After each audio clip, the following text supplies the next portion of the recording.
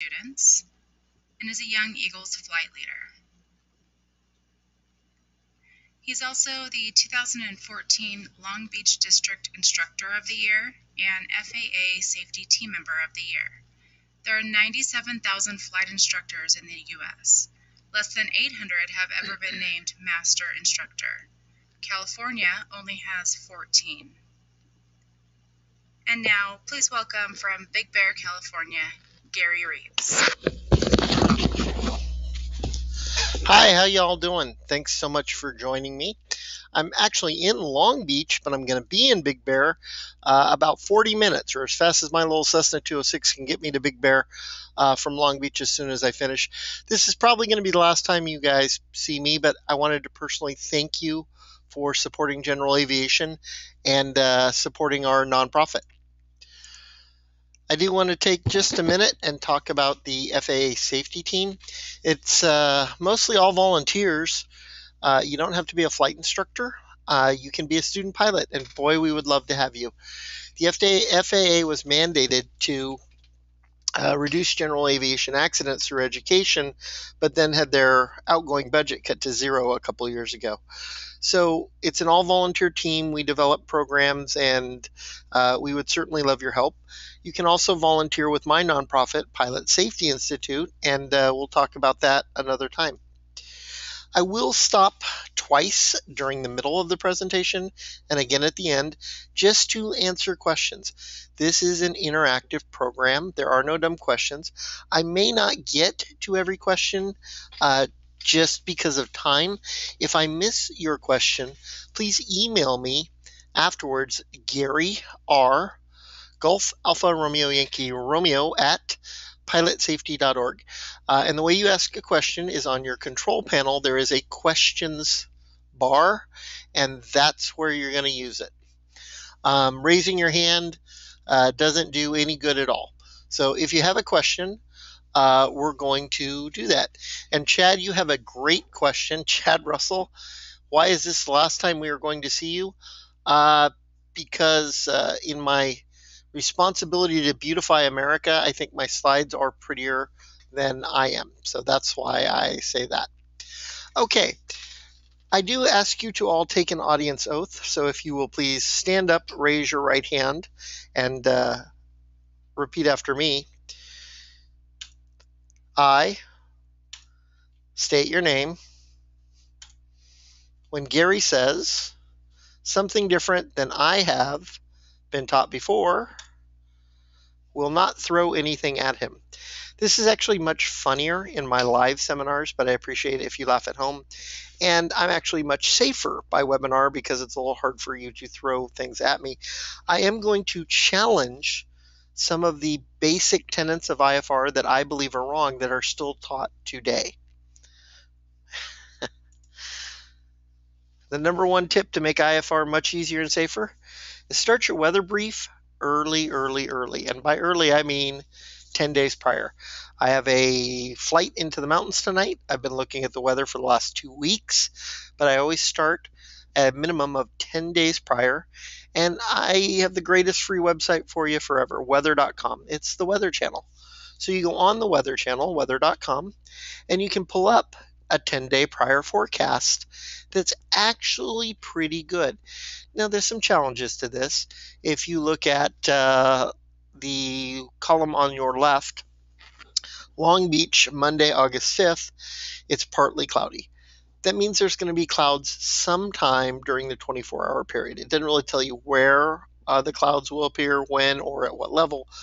But if it says heavy snow showers, it's probably going to be a pretty good day to stay home or drive. 2 days prior, I go to the aviationweather.gov site, and I start pulling up prog charts. Now, the aviationweather.gov has changed their website a little bit. You have to hunt a little bit more to do prog charts. You can also go to the new cool website, 1-800-WXBrief.com. 1-800-WXBrief.com. That's a great website from Lockheed Martin, the weather briefing people when you call. And you can pull up a lot of great information, including filing and getting standard weather briefs direct from that website. But let's start looking at some prog charts. And I always start with the surface levels.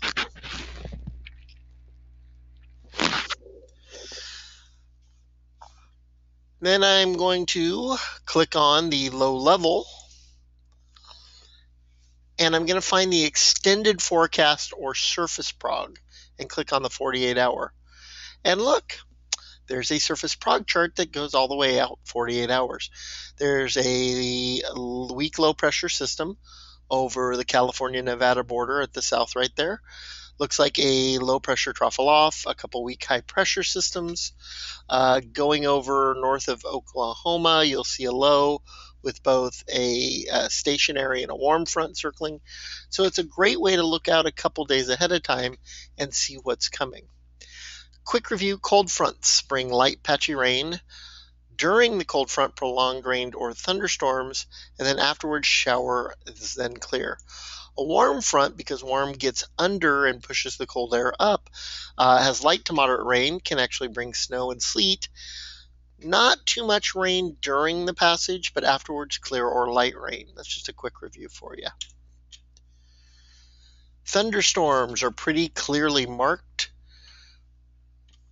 and you can actually see them as a little T with a lightning bolt come on of it. Good things to avoid in general aviation. You can see rain clearly marked, and you can see the lows and highs.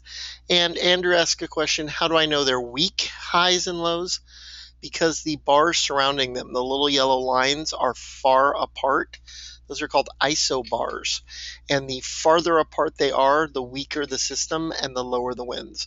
When they get very, very tight in and close, that is a strong pressure gradient, strong winds, and much stronger weather. So an easy way to remember highs and lows is that high pressure blows bad weather away. So high pressure's generally much better weather or improving weather. Low pressure, just like a vacuum, low pressure sucks, and it sucks in bad weather. So high pressure good, low pressure bad. So let's look at a weak trough aloft. That's a weak long low pressure aloft system. It typically hangs out over Southern California, and that is what holds in the haze and the smog. So it's weak, it's not very strong, but it tends to bring in haze and a little bit of low visibility, but not real strong weather. The number 2 tip I have for you is to print your approach plates out and print them big. You can actually see the difference on the left between a standard terminal approach plate and one that I can print out, a full 8.5 by 11 size. So here's how you get them, and they're free. AOPA is an amazing organization. They give a lot of great support to pilots. So I'm a big fan of them. And if you just go to aopa.org and click on flight planning and then airports, it will take you to this page. Under airport search, I'm going to print Long Beach, KLGB, and you can see where I put that in the search box.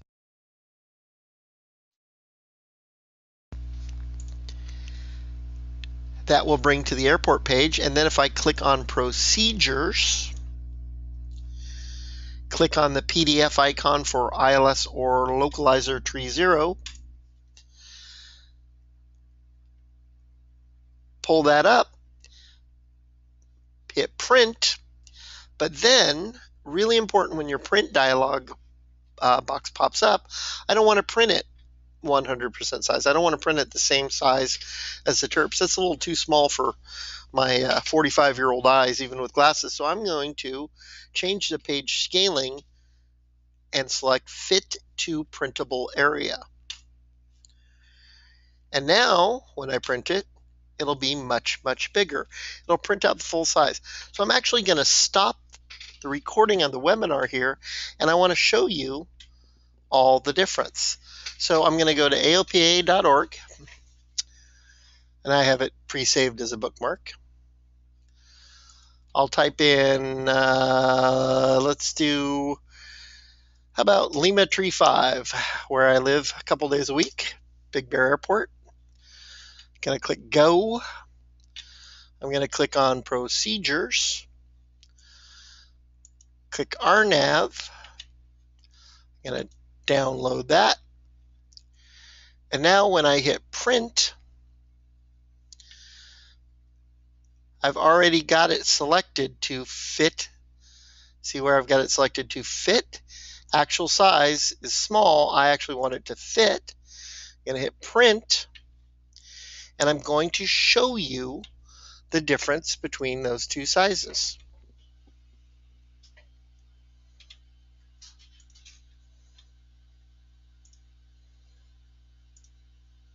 I'll print the second one there and turn on my webcam.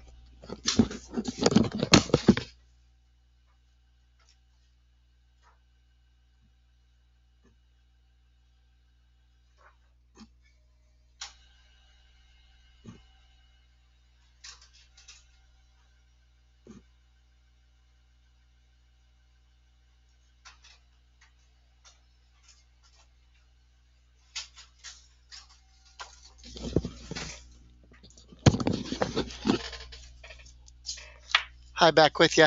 So if this is a normal approach plate, that's a normal approach plate size, you can see how much bigger and easier to read this actually is. So this is what I carry on all of my trips.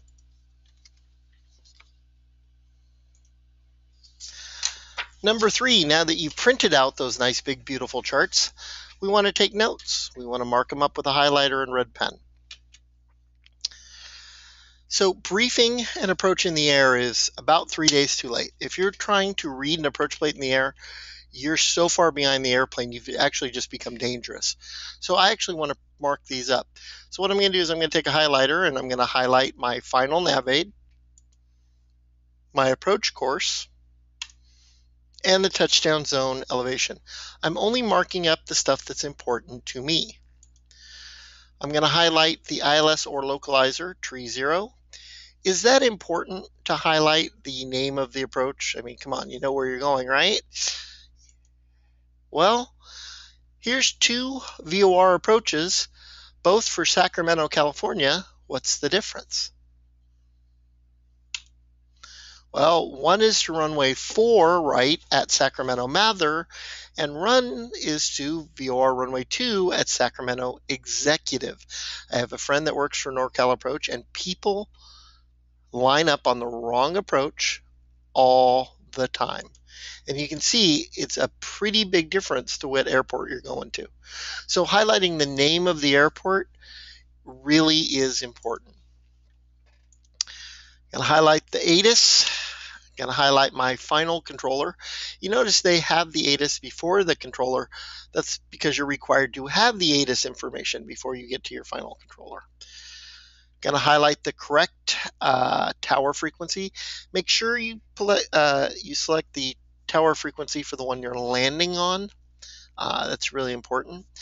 I don't even know why they put ground clearance or Unicom on a chart. It's a complete waste of ink and space and totally unimportant. I never have to know the ground, the clearance, or the Unicom while I'm flying. Something I could look up when I'm safely parked on the ground. So I would take those off. I'm going to highlight the talus thing on the map, make sure I don't hit that. And then I'm only going to highlight the lowest minimum safe altitude. There's no point in me knowing that north of Seal Beach, or in this case, the Becca NDB, has a minimum safe altitude of 7,700 because I'm not going that way. If I get lost and confused, I'm going to head southwest. That way I only have to get up above 3,400 feet. I'm going to write in the word marker beacon in big red pen to make sure I turn on my marker beacons. I'm going to highlight my 2 initial approach fixes, which in this case is Becca and Mids. I'm going to put a giant red T over my final approach fix. Why do I put a giant red T? Time, turn, twist, throttle, talk. That's what I was taught. That's what I teach my students, and it reminds me to do all those things there. And underneath it, I actually put the timer. Now, on an ILS, there is no timer. Remember, precision approaches, the final and the missed approach point are not places or times, but altitudes.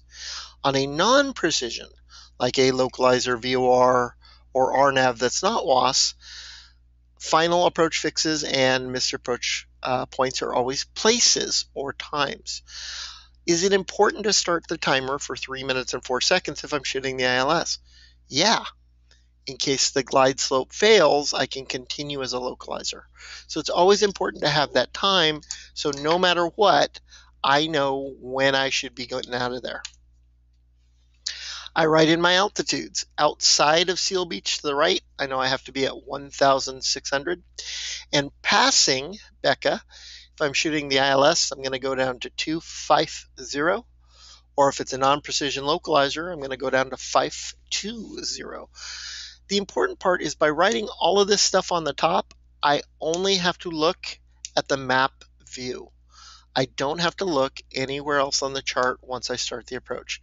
And that reduces my workload and makes me a much safer pilot. Now, even on the hold, I'm going to mark that up. I'm going to write in the hold instructions.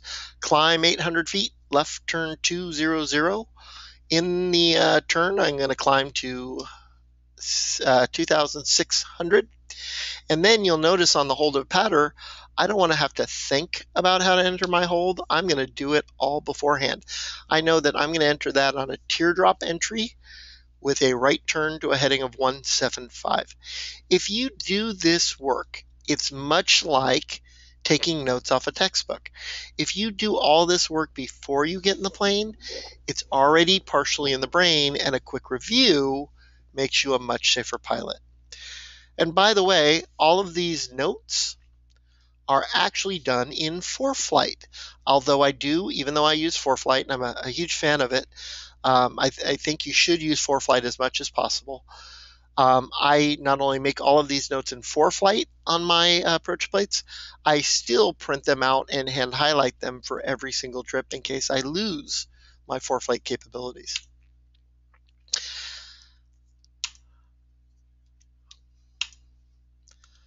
So again, if you could only look at the top half instead of looking at the top and the bottom and trying to brief in flight, could you shoot the approach just from my notes on the top? And the answer is yes, and it's much, much safer.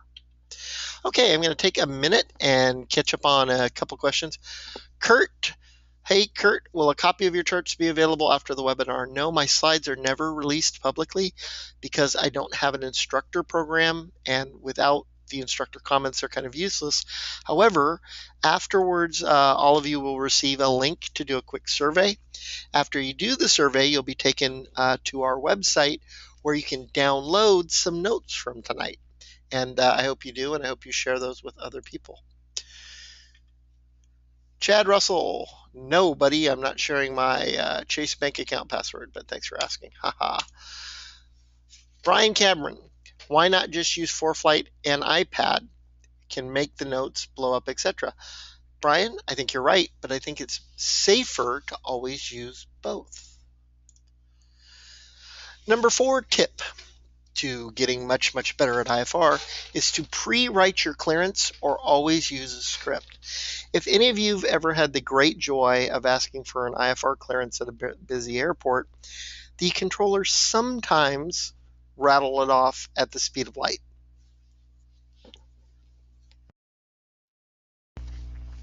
So it's kind of hard to keep up with them, but it's easy if you already know what they're going to say. So what I'm going to do at this point is I'm going to give you the script that you should always carry with you, and that's craft. C is clear to. What airport are you going to? Route, your assigned route for the flight. Altitude, there are always 3 things you need to put in the altitude box. The first is the initial climb altitude. The second is the expected altitude, and the time that you should climb to the expected altitude if you lose radio contact. Frequency, who's going to be your first radar controller? And T, of course, is your transponder code. Now, if you pre-write 90% of this before you call for your clearance, you will have a much easier time. So, give you an example. I'm cleared to the Torrance Airport. Here is my shortcut for runway heading.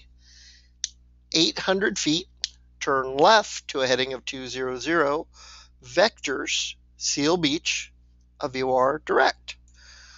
Climb 2,000, expect 3,000 within 5 minutes. My first controller will be SoCal Approach on 127.2, and my squawk code for today will be 4611. So I need a couple volunteers. So what I need is a couple of you in the audience, and we have about 200 people out there today.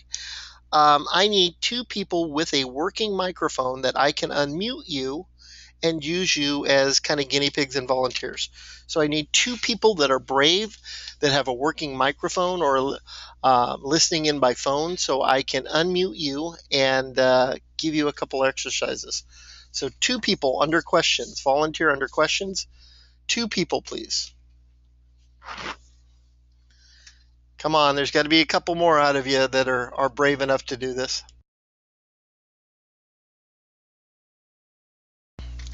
Chad Russell, you're my hero.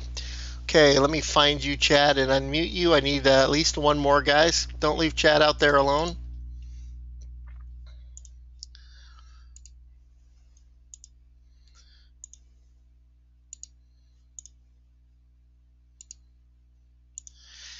Chad, you're unmuted. Can you hear me, buddy? Hello, Chad. Anything from Chad? Try talking into the mic, buddy. Okay, how about that? Hey, Chad, we got you. Thank you. And now I'm going to unmute Cynthia. Let me try and do that.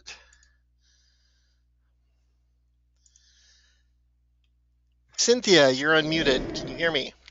I can. Can you hear me? Wonderful. And I'm not even going to try and pronounce that last name, but you want to give it to me? Kondratia. You know, that's exactly what I was going to say. All right, Chad, I'm going to have you do it first.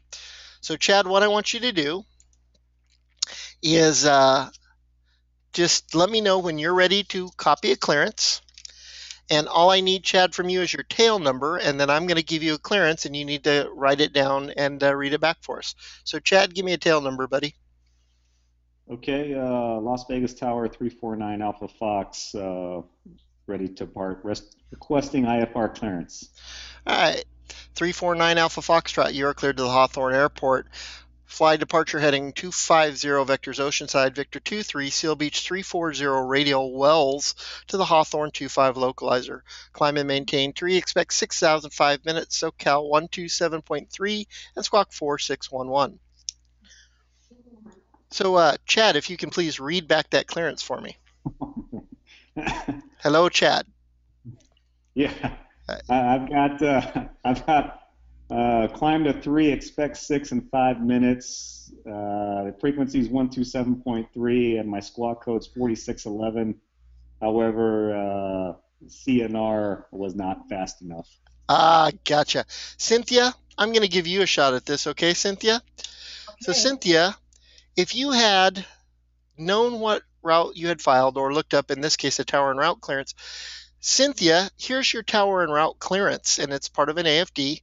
It says if you're going to Hawthorne, your route is going to be Oceanside, Victor 23, Seal Beach, the Seal Beach 340 radial, Wells to Hawthorne, runway 25 localizer at 6,000.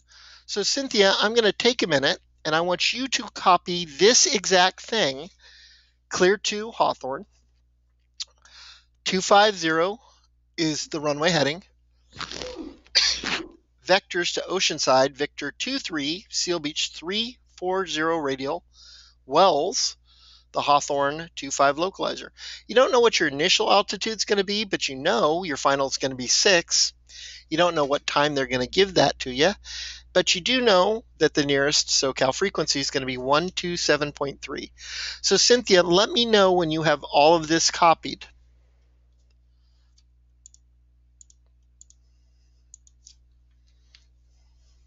I have it copied. Okay, Cynthia, give me a tail number. November 1 Quebec Golf.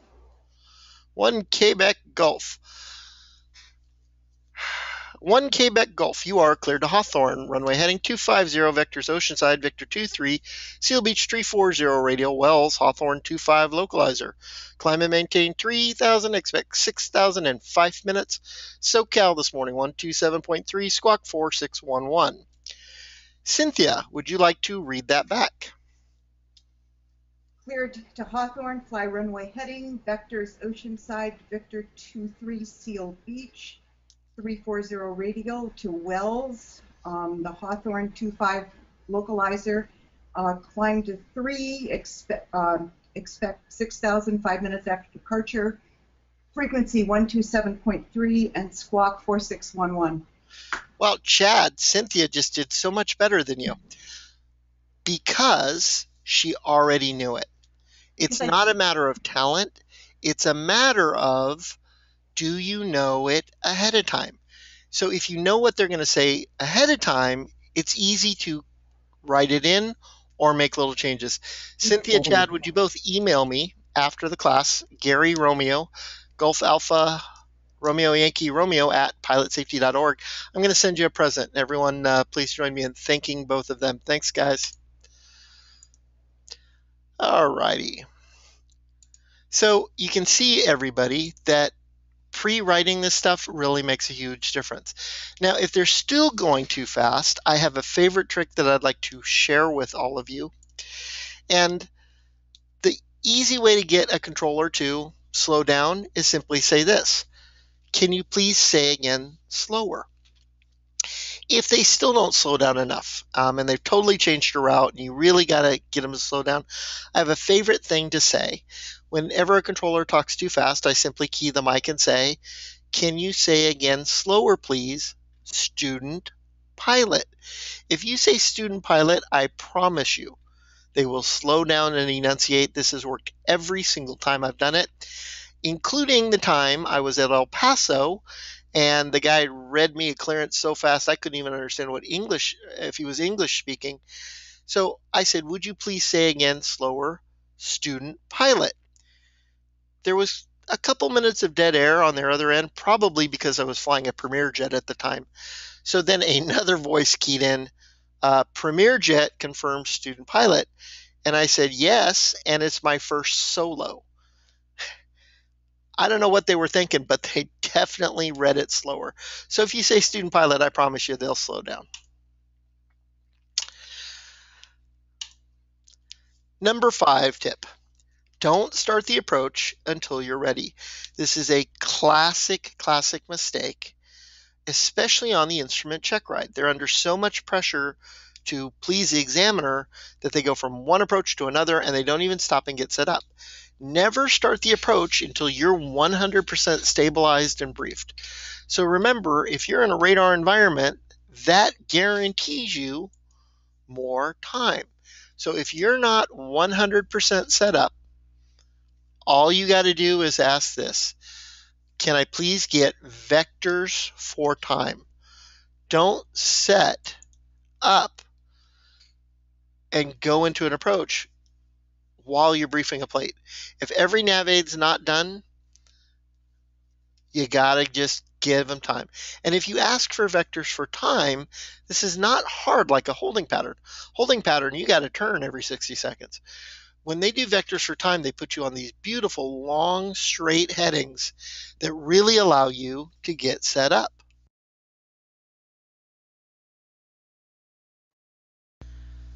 Remember, every IFR flight plan, you should plan alternates. You need 2 of them, not 1. And what I mean is I want all of my students and all of my instructors to have a halfway alternate or a weather decision point, halfway on every cross country. So on this cross country, and I'm going from Long Beach up to, I believe, Monterey, if I just look at my route, about a halfway point is near Santa Barbara or the Gaviota VOR.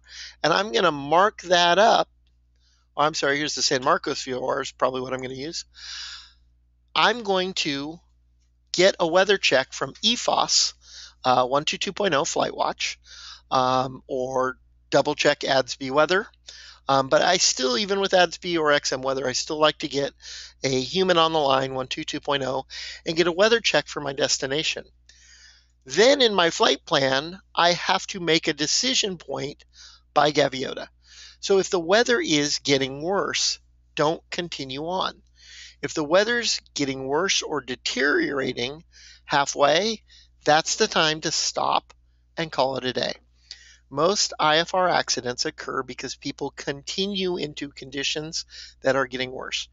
Why would you fly another hour and a half into stuff you know is getting worse when you can stop at Santa Barbara and have a really nice Cobb salad on the beach? So in every cross country, I want you to put your first alternate halfway, and you're going to mark 2 points. One, where you make, let me back up, one where you do a weather check, one where you have to make a mandatory decision point, and where you're going to go if the weather's getting worse. The second alternate, and this is probably one of the most common mistakes in IFR, is people put it too close to their destination, and that will never work. So if your destination is on one side of the mountains, your alternate should always be on the other side of a ridge. Why? Because you're going to get different weather. So if we look at Monterey, which is currently overcast at 1,000 feet, and I'm going to go to the next airport up the line, it's going to be the same. If I go, well, I'll just continue farther into the weather pattern at San Francisco, it's only going to get worse. You should never plan your alternate on the same side of a ridge line as where you're going. If I simply just hop over a little set of foothills, you'll notice Fresno has no clouds at all, and a VFR airport somewhat near there, the clouds are at 11,000 feet. So always put your alternate on the other side of terrain. Why? Because it's going to be a different weather pattern. And just a point, and I always like to pick Charlie airports as my alternate, and I'll tell you why. They tend to be open 24 hours a day. They always have hotels, restaurants, rental cars, and if the weather's really going to be bad for a long term, I can hop on a Southwest or an American or Virgin America and get the heck out of there. Try not to list your alternates as a non-towered or small Delta airport. You might get stuck there longer than you think. One time for New Year's Eve, I got stuck in Blythe, California. And if you've never spent a New Year's Eve in Blythe, please consider yourself lucky. They don't have taxis, and my New Year's Eve celebration dinner was Sizzler and a beer from a gas station mini mart. So if you go to a Charlie, you just have way better options. So let's catch up on a couple questions. Jan, hi Jan, where did you look up the clearance details, what they will say? If you're in a busy training environment like Southern California, inside the back of the airport facilities directory, and of course in ForeFlight, there is a list of pre-done clearances called tower en route. They're pre-done because they're heavy training use, and controllers just want to say you're cleared via the Santa Barbara 5. Also, whenever you file an IFR flight plan, you're just pretty much going to write down what you filed and what you expect. Now, if you're lucky enough to use ForeFlight, not only can you file an IFR flight plan, but they're going to give you back an expected clearance. Mark Spiegelman, how would you list 2 alternates on an IFR flight plan in case I decide to go to my halfway weather point? I literally just put both alternates in a written flight plan. If I'm going to use ForeFlight or something, I'm going to list my farthest alternate, but inside my flight plan, I'll actually include me going to the first alternate. Okay, let's move it on. Number 7, practice makes perfect. If you are instrument rated, please never again land VFR. If you land VFR, you get good at VFR landings. Every single time you go to another airport, do the instrument approach, even if it's only a practice approach in visual conditions. Why?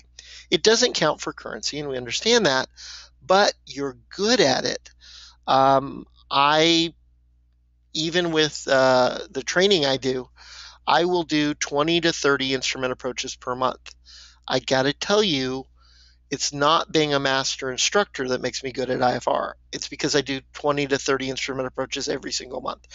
A lot of them are in visual conditions, but I'm staying in the pattern and staying in practice. I took 6 years of Spanish in high school, and I speak none of it now. Not that it's not a beautiful language, I just don't use it. Doing an instrument rating and then doing 6 approaches and 1 hold every 6 months is a really bad recipe for disaster. You're not good at anything you do 6 times in 6 months. So every single time you fly, go in on a practice approach. They're more than happy to give it to you, and you stay in practice. So instead of trying to stay current every 6 months, I would like you to all pledge that you're going to do 6 instrument approaches and a hold every 90 days. You'll be better, you'll be safer, and your family gets to see you a lot more often. So how many days till you're current legally, and how many days till you're safe? Doing 6 approaches and a hold every 90 days will make you much, much safer. So if you have a bad weather day, that's the day you want to go. It's really funny. Here in Southern California, I know many instrument instructors who will cancel an instrument lesson in actual IMC weather because they don't have any experience in it. You all have to understand, for wherever you are in the country or in the world, we have people internationally that do our webinars. Southern California IFR is a cloud that starts at 1,000 feet and ends at 2,000 feet, and that's a bad weather day here. Now in Big Bear, we get snow and stuff, but we're not doing IFR in the mountains, and I don't recommend you do either. So if you do get lucky enough to have a 2-mile visibility, 500-foot base, and rain, get out there and fly. That's the day you want to go and take a really qualified master or expert IFR instructor with you. I have many clients that I've taught for over the last 10 years that all fight with each other on the day we have the worst weather in Southern California. I have people that, oh my gosh, it's going to rain and there's some light rime ice at 6,000 feet tomorrow, and Gary, can we go fly? I actually have many, many people that call and book me on the worst weather days, and you should too. Just make sure you pick an instructor who's very good and comfortable at it. Number 8, fly the approaches before you go, because again, the first time you do anything, you're not great at anything. So if you're going to a new airport that you've never been to, practice flying those approaches several times before you go. Microsoft Flight Simulator or X-Plane at home is a wonderful idea, and I think it's great. A word of caution, y'all. I do not recommend Microsoft or X-Plane for instrument students. Please do not practice stuff at home if you're a student, because you will just very quickly pick up bad habits that as a master instructor, it just takes me weeks to undo that stuff. So for students, I do not recommend you do this stuff at home. For students, I recommend you only work on an FAA-approved simulator with a master or experienced instructor. But this is not just for students. This is a great time for all of you. Both of these two people are experienced IFR pilots. They both got their instrument rating through our flight school, and they come in every couple of months and they do approaches. The best thing is I can make turbulence very real, I can make vacuum failure very real, and you can get very good at emergencies, stuff you wouldn't be able to do on the ground or in the air. Number 9, situational awareness. You really need to know what's around you, and that's a special emphasis area on every practical test standard, not just the instrument, the II, or the ATP. So if you all take a minute and look at this picture, you might notice something behind those scuba divers.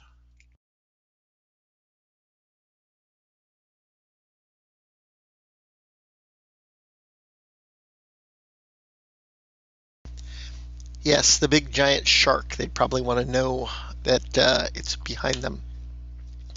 So what can make situational awareness better? Well, If you got the cash and you want to put a $60,000 upgrade in your plane, the top right, a nice G2000 system or G1000 system, if you can buy a new plane from the factory, is amazing.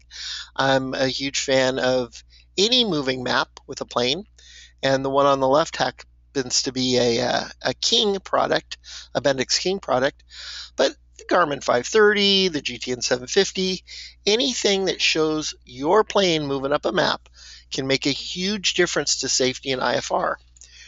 Of course, my personal favorite and what I'm a true expert in is ForeFlight, and I teach classes in ForeFlight. One thing is adding an iPad mini with the new Stratus $900 GPS, which gives you full synthetic vision and an AHRS, is about $10,000 less than even putting a Garmin 430 in your plane, and it can do a whole lot more. And for all of you who have taken instrument training, or for those of you who are in the middle of instrument training or instructors, the challenge for all new instrument students is to know where they are on an approach plate when they're doing an approach. So if you all had ForeFlight technology, would it be easier? And I'm going to show you a movie. So it's pretty easy to tell that I'm north of the localizer and being vectored onto it. Oh, look, I'm at the final approach fix. Now I'm inside the final. This makes instrument flying so much better and safer. And many people ask me, well, do you use this in training? Yeah, in our instrument training programs, day one, they start on ForeFlight and the iPad. We know how to use paper charts. My private pilots start out on paper, but even during the private pilot check ride, they're on iPads. You can absolutely use iPads on the check ride. It is approved because the practical test standards very clearly states we have a special emphasis on situational awareness, single pilot resource management, and reduction of workload. And an iPad with ForeFlight or WingX or any of the other products, of course, answer all three of those. I will warn you, if you're going to take one of these fancy gadgets on a check ride, the examiner will reach over and turn it off in the middle and make you pull out those paper backups. So make sure you always have paper backups if you're going to use this cool stuff. And here's synthetic vision. So I usually, when I fly IFR, I actually put my IFR flight plan back onto a sectional map view. I always fly on a VFR map because that shows me terrain and more information about the nearest airports. But look at synthetic vision now. The synthetic vision shows, if you look at the kind of middle left, just at the border of the green, it shows the Torrance Airport, Kilo Tango Oscar Alpha. And to the left of Torrance Airport, there's a yellow hill that I'm somewhere between 100 and 1,000 feet of hitting, and there's a red top of that hill that I actually would hit. So if you look at the outside world, and this is a simultaneous shot, you can very clearly see that hill. So with a moving plane on a map and an AHRS capability with synthetic vision, it just makes instrument flying safer. If and only if you don't buy ForeFlight and go do it. ForeFlight and all of the other products will only make you safer if you buy their wonderful products and train with a master or senior expert instructor before you go fly. There's nobody out of the 200 people on this webinar tonight that would think putting somebody in a G1000 plane and having them just learn by doing is a good idea. You need to read about the G1000 and do ground training before you go fly it. ForeFlight and the similar technologies have actually caused an increase in FAA violations by people wandering into airspace and having other problems because they don't know how to use the technology. So ForeFlight is amazing. I hope all of you go get this or something very similar, but please get training with an instructor before you go fly. Trying to learn an Avidyne glass panel while you're flying is not smart, and trying to learn ForeFlight by yourself while you're flying is just not a good idea either, but it is amazing. So you can actually see how the Torrance hills exactly match up. Number 10, I do want to talk about a very common myth. that I continue to hear from instructors and pilots that they drop their landing gear in a retractable gear airplane at the final approach fix to track the glide slope. Dude, no, that is such a bad idea. This is very dangerous. It makes the approach unstabilized, and it's a horrible idea. So let me talk about an example. Let's take a twin star owned by my friend Dr. Queso. DA-42 twin star, the normal approach speed is 120 knots, and he used to drop the gear at the glide slope intercept. Okay, let me show you why that's such a bad idea. If you drop your gear at the glide slope and you do an approach speed of 120, you have 2 minutes and 18 seconds to complete that approach. So how many of you put your gear down on short final when you're landing VFR? Well, no, that's a horrible idea. When do you put your gear down? Well, hopefully 5 miles before the airport. Why? Because you want to be stabilized. So if you're IFR, should you put your gear down on the final? No, that's a horrible idea. That's unstabilized. Slow down. If you drop your gear at the final on a DA-42 with an approach speed of 120 knots, and you drop your gear at the glide slope intercept, you have 2 minutes and 18 seconds of single pilot IFR in the clouds, which always means light turbulence, while you're staring at a localizer and a glide slope to probably not notice that you have a gear failure and you're about to crash that airplane. Never ever drop the gear at glide slope intercept. It's way, way too late. You need to put your gear down before you even start that approach, because you want to make sure it's down, and you'll have a much more stabilized approach, and by doing it slower, it's just better. So I want the gear down and the flaps at approach setting, or go around takeoff setting, anytime way before I even get on that final. So let me show you an example. If we drop the gear and put in the approach flaps, whenever we hear vectors to final or clear for the approach, that means I'm going to drop the gear and the approach flaps out here. Now, I can just hear people screaming, "No, that'll waste a lot of gas." But it doesn't. If you drop your gear and approach flaps in a twin star 5 miles before the final, it's going to slow your approach speed down from 120 knots to 100. It's going to increase the power needed from 70 to 85% and use not even 2 more gallons of gas. So for another 10 or 12 bucks of gas, your family's going to see you more often and you're going to be much, much safer. Is it worth it to risk crashing an airplane to save 10 or 12 bucks? And no, it's absolutely not. This guarantees you a gear down, a stabilized approach, and an extra 30 seconds to fly the approach.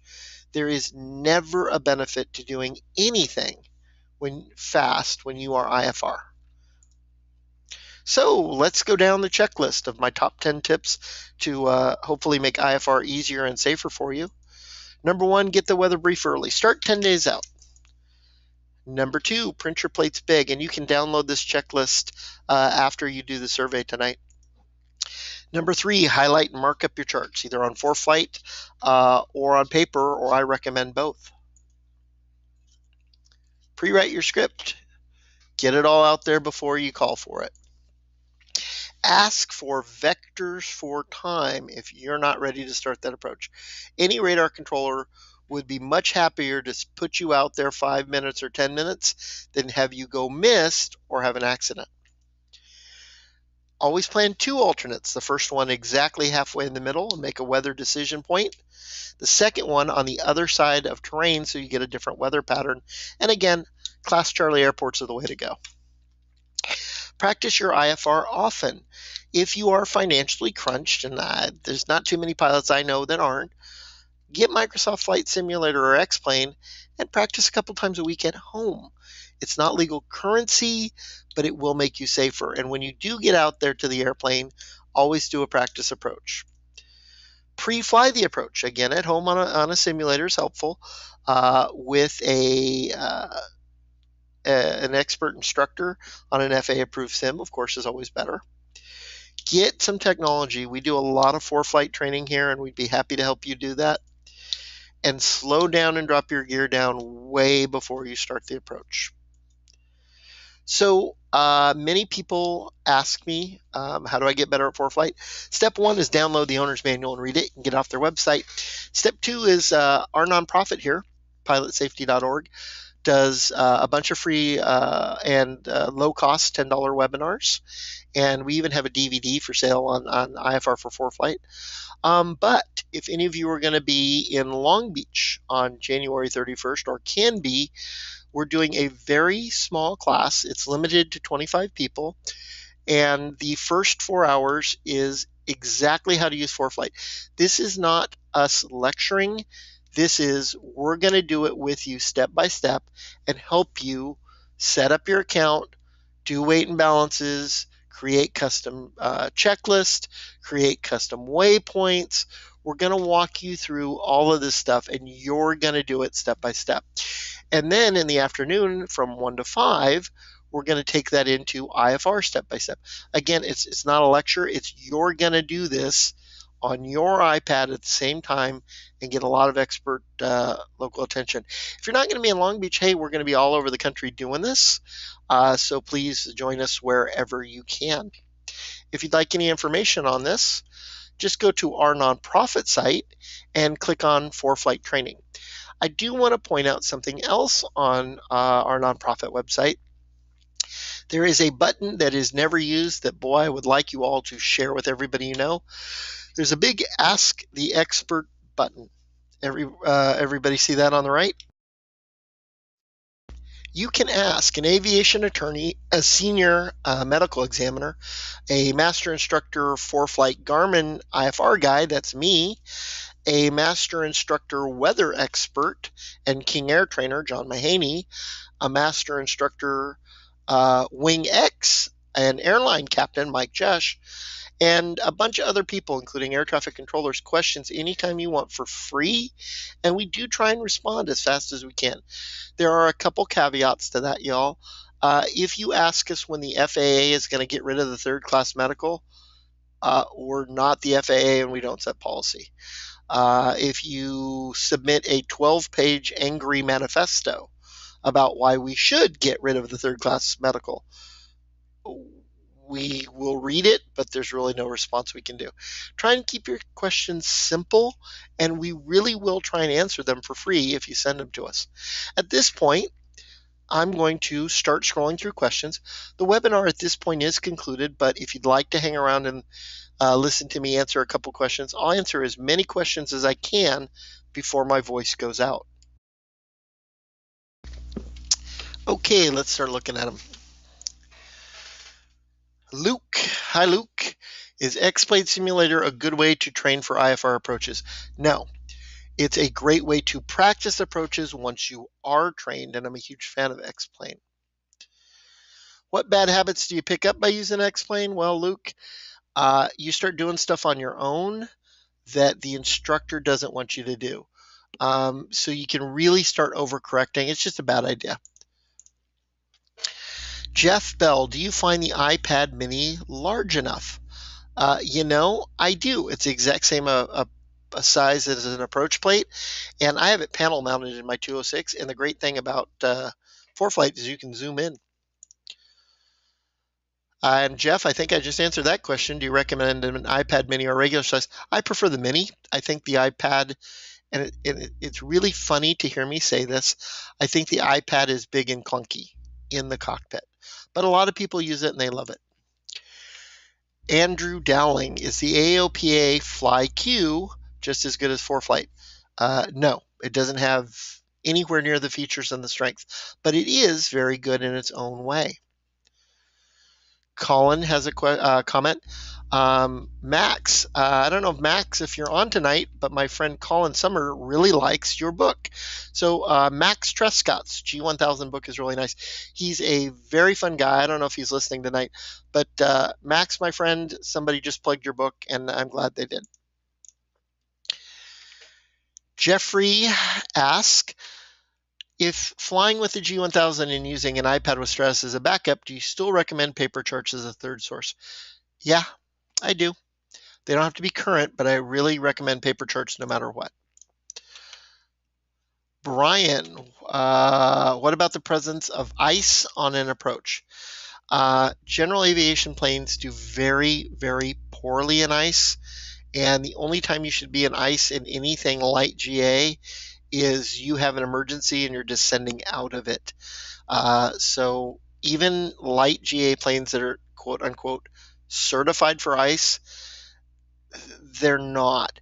They're certified to last long enough in ice for you to escape. They're not designed for flying in ice, especially if you deliberately do it. Fly a Cessna Caravan with the new TKS system, I'll fly in ice all day long, and I have. But nothing light airplane should ever be in ice, except in an emergency. Jeff, hi Jeff. You stated to file the halfway alternate on the flight plan. On a longer flight that may not work given to the fuel requirements, fly the approach, then fly to the alternate. I would actually, at that point, then stop and get gas if I needed to. But I'm very conservative. Andrew, how can the Microsoft Sim make you safer if it creates bad habits? The Microsoft Simulator makes people safer if there are any instrument-rated pilots and they know how to do it correctly. So it's a matter of practicing after you're already trained. Many people are saying thank you and great job, and that's very nice, and I appreciate all of that. I really do, and thank you guys for coming. Jeff Iskin, Jeff has a great comment. A tool like ForeFlight might be distracting. Jeff, that's true if you don't know how to use it, but that's also true in the G1000. Being a Garmin expert instructor, I will tell you the initial tendency is to spend too much time staring at a traffic display and not nearly enough looking at the airplane about to hit you right outside your front window. So any technology can be distracting if you don't know how to use it. Lewis, hey Lewis, what about the Galaxy 8 tablet Android and ForeFlight? ForeFlight will never work on any Android device, and the FAA will never certify an Android for any use in air carrier operations because there's not an Android maker. There's about 300 people that make an Android, and they have no quality control. So neither WingX nor ForeFlight, my two favorite navigation systems, will work on an Android, but I do know there are programs out there. I just don't have any experience in them. Daniel Katz, how do I find a master instructor at my airport, Van Nuys? Daniel, I am the nearest master instructor to Van Nuys, and shoot me an email. Robert, is the Jeppesen program as good as ForeFlight? My opinion, no, but I love Jeppesen charts. And there's not a bad Jeppesen product out there. I just prefer ForeFlight. David Grubb. Now, this is a great comment I want to share with all of you. I'm so sorry. Gear down before the glide slope may not be possible with a jet behind you, such as Oakland. Then the jet can go around or they can vector you back. I never speed up to accommodate other traffic because it puts me at risk. Now, air traffic control is absolutely within their rights, and I'm happy if they want to vector me back and let the jet go through first. But I don't speed up because somebody's behind me. They can vector me back so I can do it safely, or they can slow down the guy behind me. Either one works for me.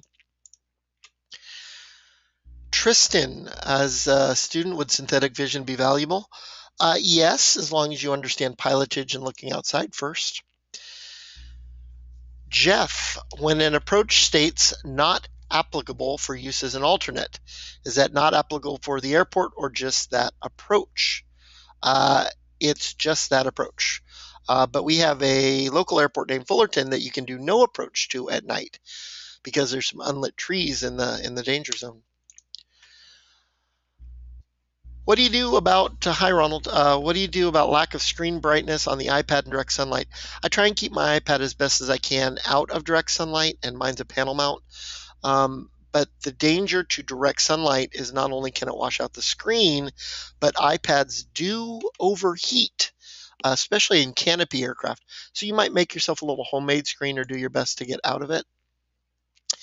Cynthia, hey Cynthia, I just bought a Stratus 2. Are there any training manuals out there to use with ForeFlight? No, we are designing one as an iBook, but shoot me an email with any questions you have, and I'd be happy to help you out for free by email. Okay, going. Last one from Chad. Chad, thank you again for volunteering. I really appreciate you putting yourself out there.